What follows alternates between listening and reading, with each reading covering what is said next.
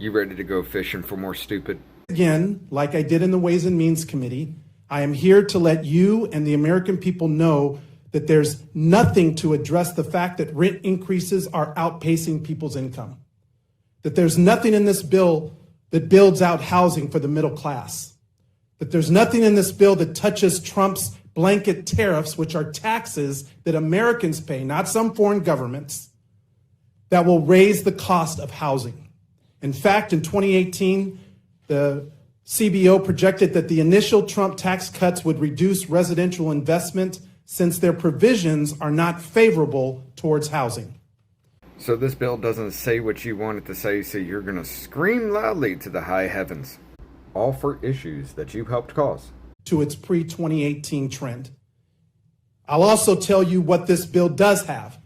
It has an annual tax cut for billionaires, over $255,000 a year, while the average benefit for working people earning less than $50,000 annually is a meager $265.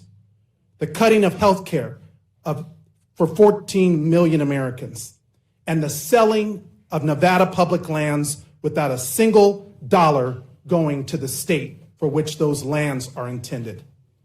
So let's recap. Trump is making borrowing more expensive. He's raising the cost of housing materials due to tariffs.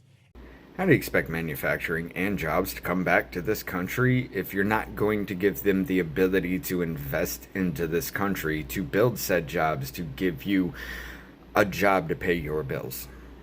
And the cost in housing and the increase in building material, that was on you. You wanted to shut everything down, spend loads of money and get everything you could out, extract all the wealth you could while COVID was happening. Nothing in this bill that builds out housing for the middle class. That there's nothing in this bill that touches Trump's blanket tariffs, which are taxes that Americans pay, not some foreign governments, that will raise the cost of housing. In fact, in 2018, the CBO projected that the initial builds out housing for the middle class, doesn't help the homeless. There's nothing here. Track it. You paid a lot for the immigrants that are coming in, more so than you actually paid for the people.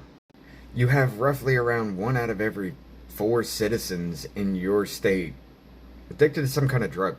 And your crime rate in 2023 was over the national average. You fail at your job, you fail at keeping everything safe, you fail at housing and feeding the people, and yet you want more money for your failures. It's amazing.